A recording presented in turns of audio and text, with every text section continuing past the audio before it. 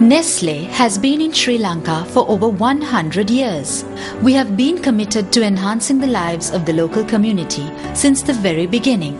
Today, we are Sri Lanka's largest private sector buyer of fresh milk.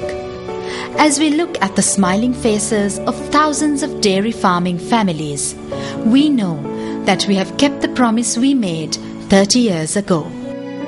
Nestle, empowering Sri Lankan dairy farmers.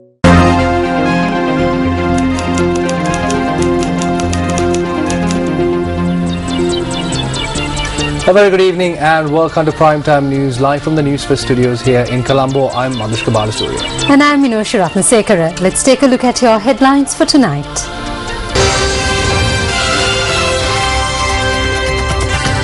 ...2015 budget to be presented in Parliament tomorrow.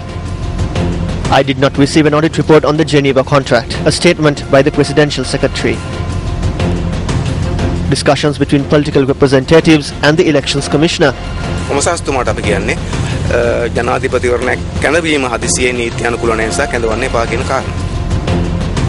airmen injured in an explosion at the aeroplane training grounds in Kondakulia, Kalpitiya. Sri Lankan athletes continue to shine at the Asian Para Games, a silver in the 800 meters event. In your top story tonight, Yuvanjana Vanasundara Wijayathilaka was sworn in as the 28th Attorney General of Sri Lanka before President Mahinda Rajapaksa today. Vanasundara Wijayathilaka, who took oaths as an attorney at law in 1979, joined the Attorney General's Department in 1980 as a State Counsel. He subsequently served as a Senior State Counsel, a Deputy Solicitor General and an Additional Solicitor General. He is an old boy of Ananda College, Colombo. Moving to some sports news quickly now. Sri Lanka has won 11 medals at the second edition of the Asian Para Games in Incheon, South Korea.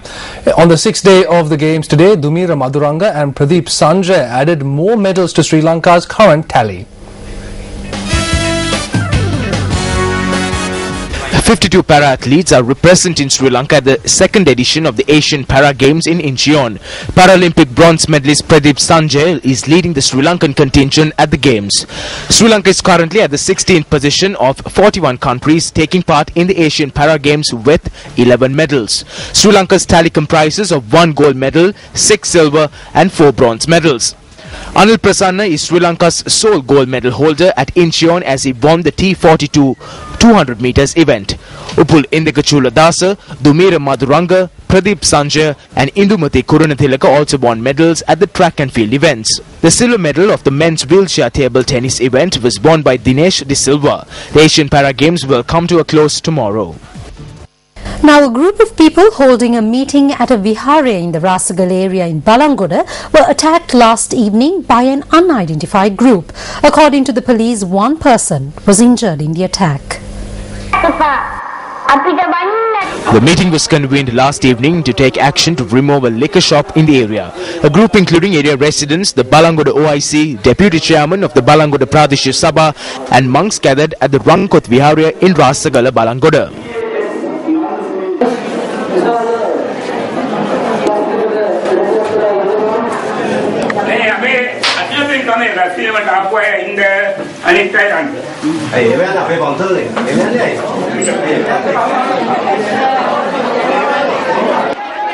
A group exited the premises after the meeting was suspended following the protest of the chief incumbent. The group were then attacked.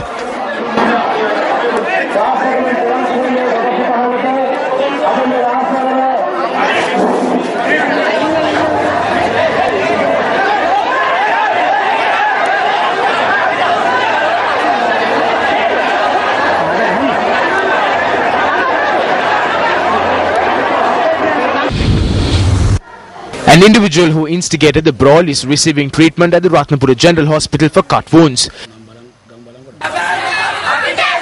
Area residents launched demonstration opposite the liquor shop in question, obstructing the Rasagala Balangoda road in protest against the attack on the meeting.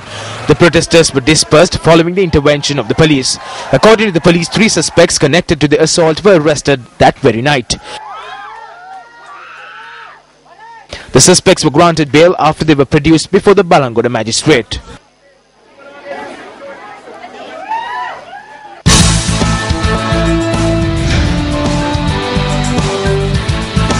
Now, in a story we've been extensively covering here at News First, in the latest developments in the ongoing Geneva Gate controversy, monitoring MP of the Ministry of External Affairs, Sajin Divas Kunawardena, speaking in Balapitiya today, said that all allegations levelled with regard to the refurbishment of the official residence of the permanent representative in Geneva are false. The JVP has once again challenged that if this is the case, then a proper inquiry should be held into the audit report at the centre of the controversy. While a senior official at the Ministry of Finance has confirmed that such an audit report was compiled, when News First made inquiries, the Secretary to the President, Lalit Weeratunga, said he had not received such a report. Now they have begun hammering me on TV. Look at how much they are going after me. Eventually I called one of them and said, "Stop troubling me or I will file an entry at the police that you are troubling me." And then the call stopped. Why? Because they are trying to get something and then fabricate something out of it. They are looking for some small thing to latch on to. Recently they latched onto it and said that we had given the contract to refurbish the embassy in Geneva to a tiger. What a lie! The person who awarded the contract, the official working there at the time, had written to the Swiss police and obtained a written response that there was no such thing.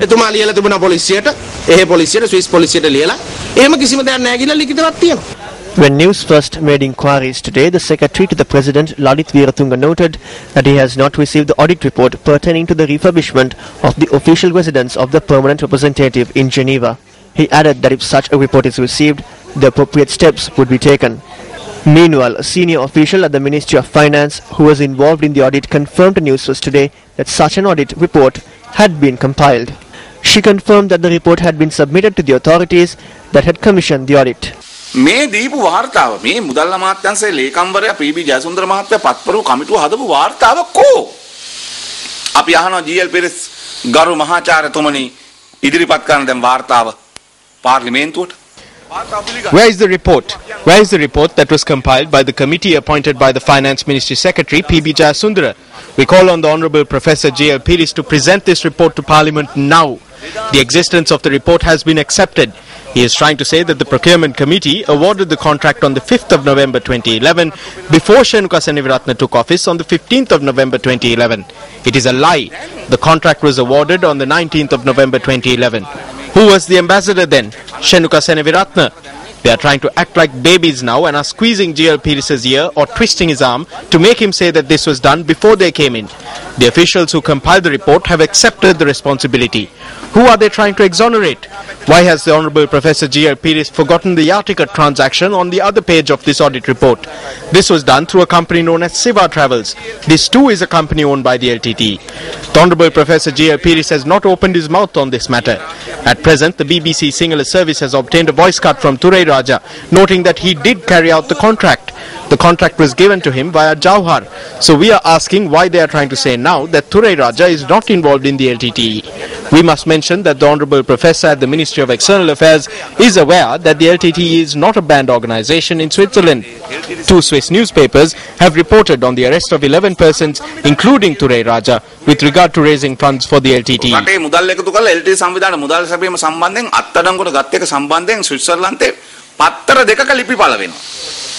20 මිනිටේන් කියන පත්තරේ සහ Swiss and සොනටේජ් කියන පත්තර දෙකේම ලිපි පළ වෙනවා.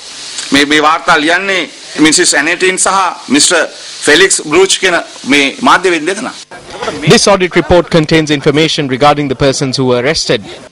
ඊටාම පැහැදිලිව මේ වාර්තාවේ කියනවා LTT ක්‍රියාකාරිකයෙක් වන MP Thurai Raja had in fact been taken into custody by the Swiss authorities in connection with his LTT involvement. We call on the professor who is trying to save Shenuka Seneviratne to present this tender. Say who it was that disbursed monies for this, who empowered it, who signed it. In an over-the-phone interview with the BBC Sinhala service yesterday, the owner of the company at the centre of the Geneva Gate controversy, P.T. Thurai Raja, expressed these views. You had the contract, your company got the contract from the Sri Lankan High Commission, Geneva, to renovate the official residence. Yes, that is right. So, do you know your company is based in Zurich, right? Not in Geneva? No, not in Zurich. That is right. My company is running in Canton Zug. Because this contract came from my friend. My friend's name is Jaufer. Jaufer worked in Sri Lankan embassy before. He's my friend. Right, Mr. Jaufer. Yes, Jaufer, Uduman Jaufer. But Jaufer asked me, Selva, he's my best friend. He asked me, Selva, I want renovation this house because you also making this contract. I have some quotation. If you don't mind, you can give quotation. Because I already with papers one quotation to Jaufer. Then Jaufer called me. Okay, we have checked all your company also, but if you don't mind, you can take this contract. One company is Selva Sugi GmbH, other company is Selva Sugi Immobilien GmbH. I made this contract through Selva Sugi Immobilien company. On the 11th of January 2011, the Office of the Attorney General of Switzerland said that 10 persons had been arrested in a national operation on charges of money laundering and involvement with a criminal organization. The operation was aimed at individual proponents belonging to the LTTE. The contract was awarded illegally. The estimates in the contract are illegal. The assessment of the contract was illegal. The audit report clearly highlights 7 points with regard to the awarding of the contract. The final point states, to undertake an investigation in relation to the lapses referred to above and take disciplinary action as may be necessary against those who have branch of deliberately disregarded government procedure. They have acted irresponsibly with regard to public funds and 7 points have been raised. Where is the investigation? Where is the committee report? Where is the disciplinary action that was taken with regard to these irregularities? Now, as I said, News First has been covering all angles of the Geneva Gate controversy. We are now joined by Shamil Russell-Dean from the newsroom with more. Thank you very much, Madhushka. On the 21st of this month, Professor G.L. Pires, who is the Minister of External Affairs, issued a statement to the media. In this statement, Professor Pires, quoting an individual from the Swiss Federal Intelligence Service, states that there are no indication that an individual named Ture Raja has been arrested by the Swiss police or that he would be linked to the LTTE. Now, News First contacted the Swiss Federal Police on this particular statement issued by Professor G.L. Pires on the 21st of this month.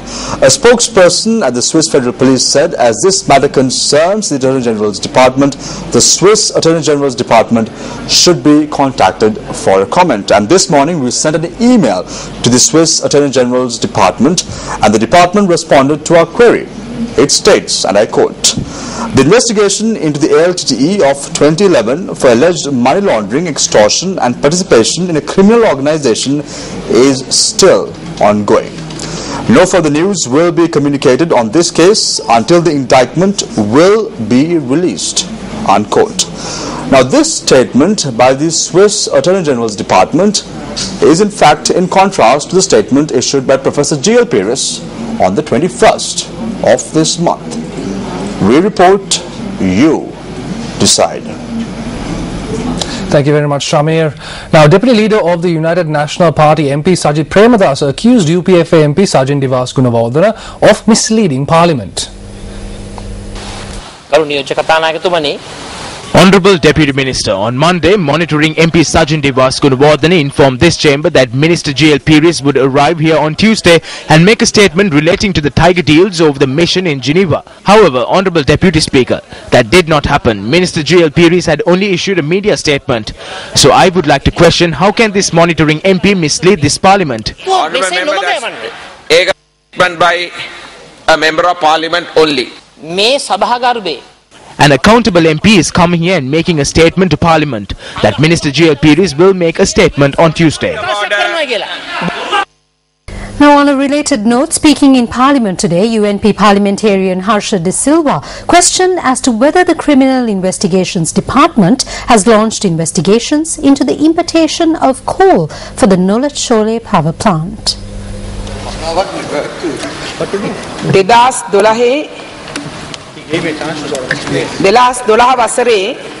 As a result of inclement weather, coal that was brought on 2 ships in September 2012 could not be unloaded in full as the ships could not be anchored. To remedy this, the stock of 85,891 metric tons of coal was liquidated through sale, and an urgent tender was called to obtain coal of the same value and same standard, and in addition 5 more ships carrying coal were brought to mitigate the loss caused to the supplier. Accordingly, the Criminal Investigations Department has commenced an investigation into the importation in November 2012 of 143,932 metric tons of coal. The CID has been requested to ascertain the truthfulness of laboratory reports from the loading port in Indonesia with regard to the 3 aforementioned ships which were claimed to be false in newspaper reports. An investigation has been initiated. The total loss incurred amounts to 1,507,044,116 rupees and 25 cents. 150 කෝටි 70 ලක්ෂ 44,116යි 725කි. දැන් කියපු විදියට 1,150 කෝටි. You say that a loss of 1,507,044,116 rupees has been incurred through the importation of this coal. This happened in November 2012. You must have gotten to know that the loss was this much after the CID initiated its investigation. What are the steps that were taken to cover the loss of 1.5 billion? 2. Have these companies been blacklisted? මේ කට්ටියව blacklist කරලා අයින් කරලා තියනවාද දැන් වෙනකොට? They have been blacklisted. The investigation is being conducted by the CID. I believe this must be the largest theft to have occurred in recent times. It is a fraud of 1.5 billion. As of yesterday, phase 1 of the Noracholi power station did not generate even 1 megawatt per hour at a time when the capability is 6,000 megawatts per hour. Is this because of the lack of coal or the low quality of the coal? There is no problem with the coal. As of yesterday, last week and even last month, coal was being unloaded appropriately. Honorable Minister, even a small machine like a photocopier can be operated for about 3 or 4 years with minimal maintenance without it breaking down. We are very disappointed that this has happened. Honorable Member, I do not think we have spoken of a fraud of this scale in the history of this chamber. Even when I was in the lobby, government members were approaching me and saying, Harsha, what is the meaning of this? Not only has a fraud of 1.5 billion taken place, but when I queried if it was so, she simply responded yes. In truth, even I did not know the scale of this fraud. She herself has said it. Immediately investigate this. I wish to ask who approved this tender. Was it done legitimately? මේ ටෙන්ඩරේ ලබාගත්තේ නීති අනුකූලවද? As is now common knowledge, presidential elections are on the horizon. Representatives of the United National Party and Janata Vimutti Peramuna met with Elections Commissioner Mahinda Deshapriya today with the objective of carrying out discussions on the upcoming presidential election. A group representing the UMP, including Party General Secretary Tisatha Nayaka and Assistant Leader Ravi Karunanayaka, met with the Elections Commissioner at the Election Secretariat. Announcing the date of the election, which is the right of an independent elections commissioner, has already been done across the country. At home and globally, it has been said that it will be held on the 8th of January. Earlier, when a similar situation arose under the stewardship of Dayananda Dissanayake as elections commissioner, he made sure that the elections were free and fair. So we reminded the current elections commissioner that they should work independently to secure other institutions. Meanwhile, a group representing the JVP, including General Secretary Tilvin Silva, handed over a letter to the Elections Commissioner. We stressed on 2 points. One was that according to the interpretation ordinance of the Constitution, the incumbent president cannot contest for a third term. The other point that we stressed on is that there are certain articles in the Constitution that have not been amended. According to these articles, the President has to serve all 6 years in office and cannot call an election 4 years into his term. We expressed our views regarding this matter. What we say to the Elections Commissioner is that it is unconstitutional to call for snap elections and request that it not be held.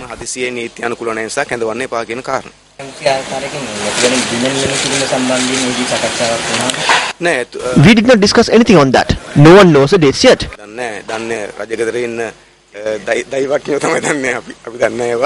We do not know these things. However, the moment the elections are called, we will definitely take legal action.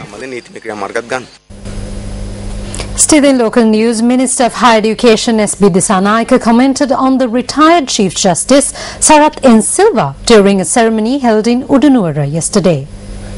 Sarath N. Silva අපේ හිටපු අග්‍රවිනිශ්චයකාරතුමා අහුදස්සල කියලා තිබ්බා මේ Our former Chief Justice Sarath N. Silva had recently expressed his displeasure over releasing Mahinda Rajapaksa following the Helping Hambantota case. He had also pleaded for forgiveness from the people. Chandrika was vying to jail the then Prime Minister Mahinda Rajapaksa. Speculation was rife that Sarath had pledged to Chandrika that he will imprison him, but they could not do that.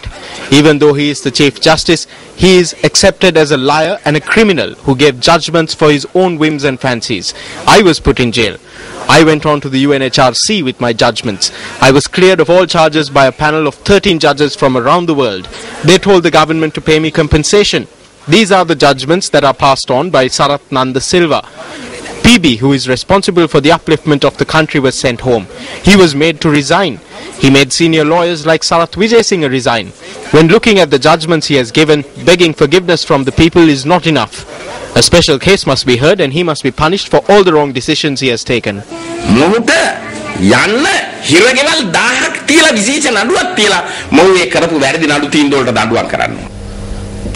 TNA Parliamentary Group leader R. Sambandhan says that the Tamil National Alliance is ready to come to terms with the government if it provides a durable political solution for the Tamil people in the country.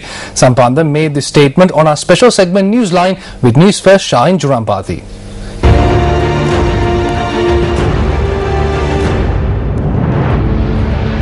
There's an accusation by the government made against the TNA. The government says that the TNA is responsible for separatism within the country. What is your stance on this accusation? That accusation of the government is thoroughly unfounded. And the President knows that the TNA is not pursuing a separatist agenda. We have contested parliament elections. We have contested provincial council elections. We have contested local authority elections. In the course of which elections we have released our manifestos. We have engaged in propaganda both in Parliament and outside Parliament. And we have clearly stated, very clearly stated, that we seek the devolution of power within the framework of a united, undivided Sri Lanka as a solution to the Tamil question. Now, Mr. Sambandhan, while the government makes this accusation, which you clearly deny, there are other factions that are saying that the LTTE diaspora is funding to revive the LTTE. Now, the TNA has made several foreign visits as of recent. We are not the only persons to go abroad. All politicians go abroad. As far as the LTTE is concerned, the LTTE was physically decimated in this country in May 2009. And I don't think the LTTE exists in this country any longer. That is not something which anybody can deny. As far as the Tamil diaspora is concerned, a substantial section of the Tamil diaspora left this country from the 1950s onwards. I have met with them, I have interacted with them, I have addressed large meetings arranged in various halls in different countries, both in America, Canada, Europe and other places. So what were the discussions based on? We have advocated to them, we have explained to them that we are working for a political solution within the framework of a united, undivided Sri Lanka.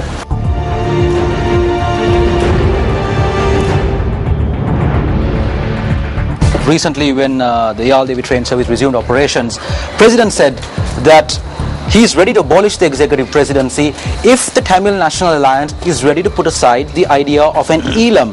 We don't require ELAM. Maybe the President wants ELAM, but I don't want ELAM. Maybe if the President goes on like this, he will end up getting ELAM in this country. We don't want ELAM. He didn't repeal the 17th Amendment because there was a demand for ELAM. He did not abolish the Elections Commission, the Public Services Commission, the Provincial Services Commission, the Judicial Services Commission, the Human Rights Commission, because there was a demand for ELAM.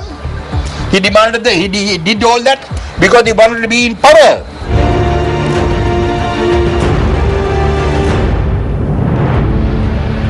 Notices were issued today to 6 individuals, including 4 United National Party parliamentarians, to appear before court on the 27th of this month in relation to the incident that transpired in the premises of the Port Security Training School on Tuesday.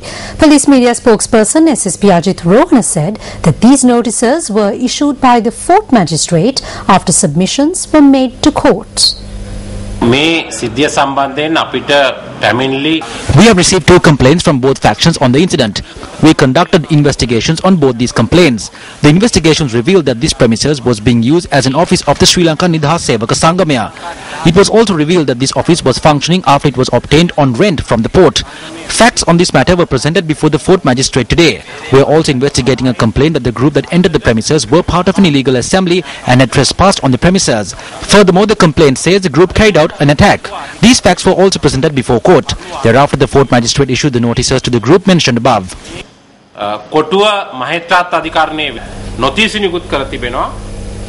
Moving on, it was revealed today that India will be gifting 2 ships to the Sri Lankan Navy. At a media briefing convened at the Media Centre of the Ministry of Defence and Urban Development today, it was also noted that the commander of the Navy will be visiting India at the end of this month. This visit has been undertaken on an invitation extended by the Indian Navy Commander. The Navy Commander will arrive in India on the 25th of this month as planned. We have been planning this visit for some time. Preparations have been made to receive 2 large ships from India. These 2 ships will be added to the Sri Lanka Navy fleet in the near future. Views were also expressed at this media briefing on the lifting of the ban on the LTTE by the EU. As the security forces, we must pay special attention to this matter. Why? Because there are still LTTE cadres and various secessionist parties not only in Sri Lanka but in many countries around the world. Through the lifting of this ban, they will be able to strengthen their organization and raise funds by forcing Sri Lankans living in those countries.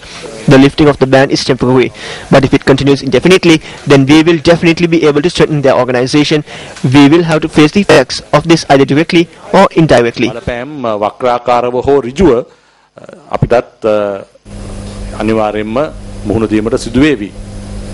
The following views were expressed at a media briefing convened by the United National Party in Colombo today. If the ban is not reimposed within 3 months, they will receive all their frozen monies. But there is something about this that is puzzling. Of the LTTE leaders, KP is the only one left. KP served as the leader of the LTTE for a while. He was the one who operated all of these accounts and signed for them. Who is KP with now? When this money is unfrozen in 3 months, who will it go to? The money will go to KP. So we suspect whether the government did this deliberately to ensure that the money would come to KP. The government themselves said that KP had 9 ships. Where are those 9 ships? Where are they docked? What happened to the money? What happened to the gold? There isn't a single piece of information. There is something happening. Now, a public petition campaign against the lifting of the ban on the LTTE by the European Union commenced in Vallavatta today. The first phase of the petition commenced this morning under the auspices of Minister C.B. Ratnayaka.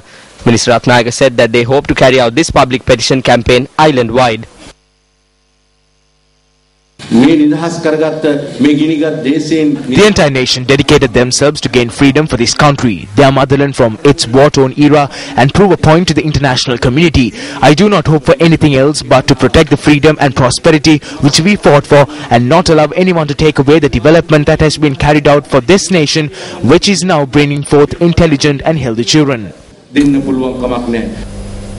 Meanwhile, speaking to Newsfirst a short while ago, UPFA MP and Presidential Advisor on Reconciliation Professor Rajiva Vijayasinghe expressed these views on the latest developments in the controversy surrounding the audit report of the refurbishment of the residence of the permanent representative in Geneva. Well, I think it showed that Professor Pires has really no understanding of what the truth is. Obviously, if he has made this claim that letter from Mr. Jawahar should be tabled in Parliament, I hope the Public Accounts Committee has the sense to demand that Mr. Jawahar appear before it and that these letters be tabled before Parliament. But I think the evidence, and certainly my friends have been talking to authorities in Switzerland also have indicated that what Professor Pires has said is completely untrue, and it looks to me that they're trying to get Mr. Jauhar to take the rap for what is an outrageously illegal, dishonest, and in fact potentially traitorous piece of activity by individuals at the embassy in Switzerland during that period. President Mahinda Rajapaksa will present the 2015 budget to Parliament tomorrow in his capacity as the Minister of Finance and Planning. This will be the 10th budget presented in Parliament by the United People's Freedom Alliance government, and it is also incidentally the 69th budget of independent Sri Lanka. The first step of the budget's passage through Parliament, also known as the first reading of the budget, is the presenting of the Appropriations Bill for the coming year. The Appropriations Bill, which highlights the government's expenditure for the year 2015, was presented to Parliament on the 26th of September by Prime Minister D.M. Jayaratna. The second step is the budget speech by the Minister of Finance, also known as the second reading of the budget. The President, in his capacity as the Minister of Finance, will present a detailed outline of the government's expected expenditure and how this expenditure will be financed to Parliament. This is an important occasion on which the Finance Minister explains the government's economic program and announces any proposed policy changes. Yesterday, Newsfirst observed the manner in which President Mahinda Rajapaksa, as the Minister of Finance, and P.B. Jayasundara, the Secretary to the Ministry, examining the 2015 budget, which is due to be presented to Parliament tomorrow. Many parties have already hinted that this budget, which is being presented on the cusp of a possible presidential election, will provide numerous relief programs. However, the Secretary to the Ministry of Finance and Planning noted recently that the budget would not be a mere welfare bag and that it would be a continuation of the economic policy followed by the government thus far. Many trade unions are demanding a 10,000 rupee wage hike across the board through the budget. Trade unions have also called on the government to implement a system to ensure the wages of both public and private sector employees are increased. The government has also been called upon to allocate 6% of the country's GDP for education. While several trade unions are taking measures to see these demands met, several trade unions affiliated to the ruling party convened a media briefing today and voiced their expectations from the budget.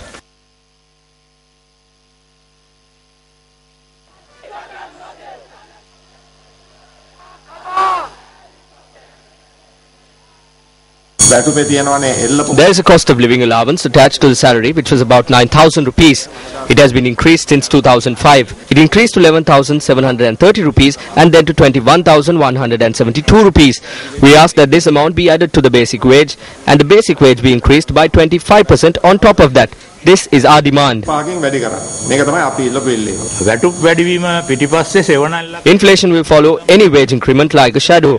When inflation rises, it will affect all the people in the country. Our association is of the stance that price controls must be introduced for essential goods. The electricity tariff and gas prices have already been reduced. We say that they have the ability to reduce it further. If the people are to be given sustainable relief, then price controls for consumer goods are essential.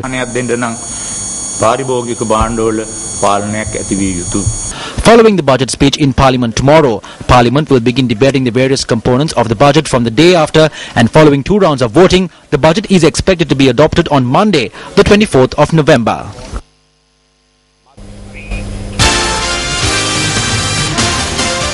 In a quick weather update, the National Building Research Organisation has warned the public to be vigilant of landslides in mountainous areas due to the incessant rains. Flooding was reported from many parts of the island due to the heavy rains.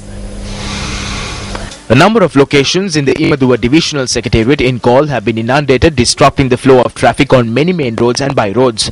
Meanwhile, traffic was brought to a complete standstill on the Valpala-Vatavan highway as a result of a tree falling across the road. Our correspondents reported that traffic was disrupted on the Galle-Akurasa highway close to the Imadua town due to an earth slip. Meanwhile, a number of individuals, including the Minister of Coconut Development, Jagat Pushpakumara, who was participating in an event to lay the foundation stone in the Udavadia area in Kumbura, were trapped by raging flood waters caused by the incessant rain. Our correspondent said that as a result, the crowd, including the minister, had to remain at the site for nearly 4 hours. Yanko?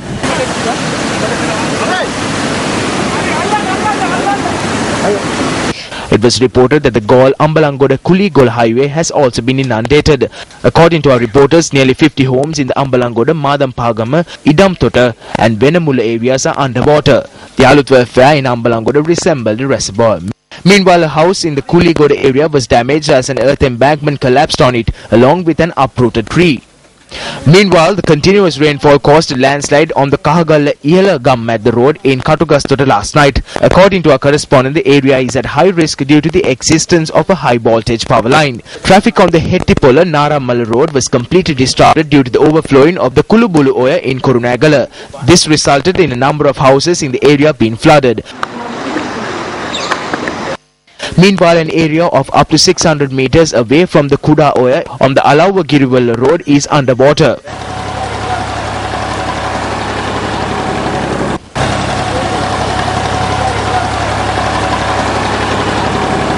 Nearly 15 homes have been damaged due to the strong winds that gusted across the Malvapitia area in Kurunagala last evening. The winds caused damage to a number of banana plantations.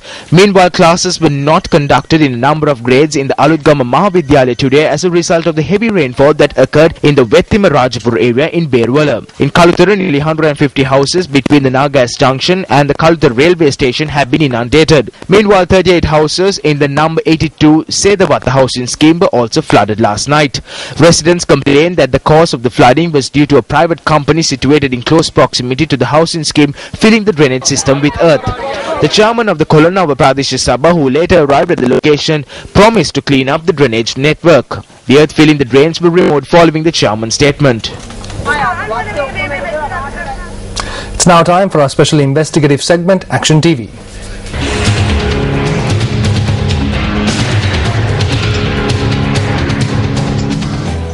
Over the past 2 days, Action TV revealed information with regard to problems that have arisen with regard to DVD documentaries produced by an individual said to be an advisor to the Minister of Culture and Arts, showcasing the heritage of Anuradhapura, Polonnaruwa and Sigiriya at the behest of the Central Cultural Fund. The Central Cultural Fund called for quotations to produce 500,000 DVDs of the 3 documentaries via a newspaper advertisement published on the 10th of June 2013. Ranjani Atapattu, a senior assistant secretary to the Ministry of Culture and Arts, had functioned as the ministry representative on the relevant procurement committee. On the 30th of September 2013, she challenged the procedure of the Technical Assessment Committee appointed to purchase the DVDs via a letter addressed to the Director General of the Central Cultural Fund. Among the points raised by the Senior Assistant Secretary, due prominence should be given to the fact that the Technical Assessment Committee failed to carry out any assessment of the cameras and equipment to be used by the bidders in the production of the documentaries and also failed to provide any recommendation. The Senior Assistant Secretary also points out that there has been no mention of the lowest price, an important factor in the procurement procedure, adding that the Technical Assessment Committee had not provided any recommendation on this matter either. The Senior Assistant Secretary also notes that the Technical Assessment Committee has failed to submit justifiable cause for the rejection of 2 of the bidders who came forward in keeping with the parameters mentioned.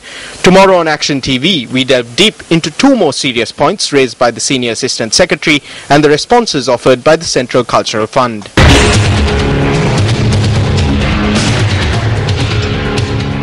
Now, 3 airmen sustained injuries during an accident that took place in the aeroplane training grounds in Kandakulia, Kalpitia.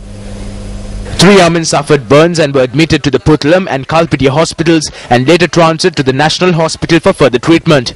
Air Force spokesperson Wing Commander Gihan Seniviratne noted that one of the airmen was in a serious condition but he is out of danger. He added that a special officer has been deployed to the area. In sports news, it was announced today that the 2014 edition of the Murali Cup, of which MTV-MBC Networks is an electronic media sponsor, will be launched on the 29th of October. The Murali Cup is a reconciliation cricket tournament that promotes unity, teamwork and the spirit of fair play to disadvantaged rural communities in post-war Sri Lanka. This year's tournament is the 3rd since the inaugural event in 2012 and has been expanded to a total of 24 teams. This means a total of 360 cricketers, most from disadvantaged rural schools, will be participating. Speaking to us exclusively, spin legend Muthaiya Murulidaran elaborated. Definitely we will see a tough competition between the teams, and there is no surprise one of the Jaffna combined or Kennedy win. They almost came close every time and they couldn't make it. What we want to do as sponsors and everyone wanted the Jaffna team, one team to come in win the tournament. The 5-day event featuring under-19 school boys and under-23 women cricketers is being played at 5 grounds across northern Sri Lanka. But Kumar Sangakkara, who along with Mahela Jayawardene helped in making this year's event go ahead, said that the tournament will be nothing if not competitive. It's easy to think that this is just a little tournament that we play for fun, but we play to strict rules, we adhere to everything that is the spirit of cricket, and we also have the most intense of competitions. So we see the talent, we see the competition, and everyone takes a lot of pride in this tournament to try and win the cup. So we expect nothing different this year. The Murali Cup will begin on the 29th of October.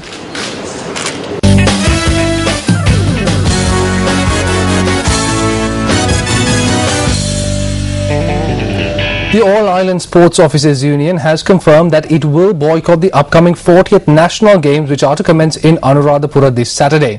Issuing a statement today, the union reiterated that until their demands for salary increments are granted, they will not enter into any agreement.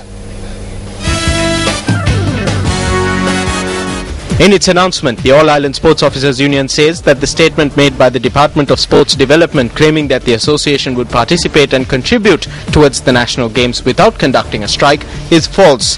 The union reiterated that it had not entered into any such agreement. The announcement also states that the struggle for salary increments for officials has been in existence for a long period of time and said that the Sports Ministry has taken no action in this regard. The announcement further states that the Sports Ministry is trying to trick the officials by giving false promises as the national games draw closer. The All Ireland Sports Officers Union reiterates that it will continue its strike until its demands are met. Sports officials say that it is under the supervision of sports officers that sportsmen and women participate at the games. National organizer of the All Ireland Sports Officers Union, Laksiri Bandara, says that without the participation of the sports officers, the union cannot guarantee the safety of athletes participating at the games. However, the Director General of Sports, Ranjani Jayakodi, said that the national games would go ahead on Saturday as planned at the Anuradhapura public grounds. She informed that all participating athletes report to their respective boardings by tomorrow evening. The Director General of Sports said that they invite all sports officers to participate at the national games.